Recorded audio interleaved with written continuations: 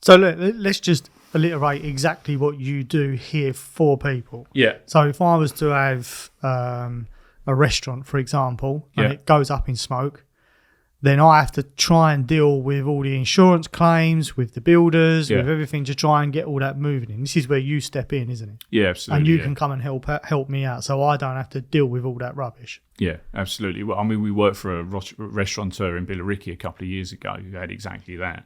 So he was a tenant in a leasehold block of commercial units.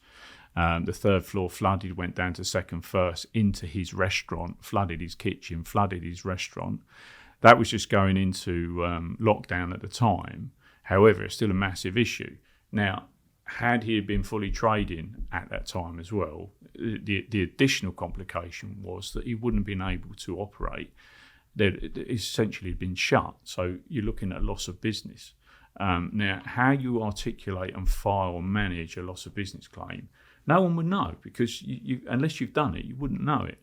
And you are very much beholden to the insurers and the insurers' representatives to lead you through the process. Now, I've always maintained there's a conflict of interest there. How can an insurer who essentially is underwriting your claim then be giving you advice on how to file and manage your claim? It's not insurer's job to file your claim for you. You've got to do it yourself.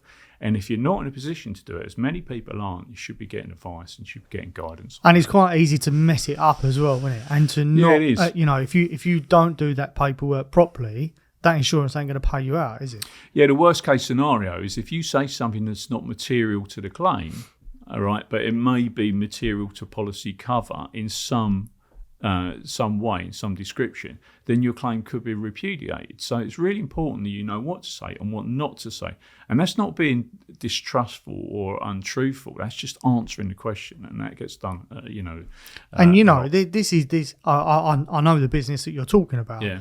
And I know how they started and everything. And they put their heart and soul and everything that they had into this business. You know, if that was to get took away from them over something silly like paperwork, that's heartbreaking, isn't it, for these people? Yeah, it is. And what it often comes down to is the relationship that you form with the loss adjuster that turns up on the day. Now, I maintain that 85% of loss adjusters are really nice people and very, very good to deal with and professional. However, you've got to mitigate against that 15% who is having a bad day or doesn't invest enough time and effort into investigating the circumstances around it, or is just in a bad mood or doesn't want to help you. And there are some loss adjusters we know are motivated by repudiating claims. Again, that's a small percentage, and I certainly wouldn't tar the whole industry with it, because the vast majority of people that we work with are very good. But I think if they're honest, they're the first people to recognise they need help, they need support, they need to get reports filed so that they can mitigate these claims and get them validated.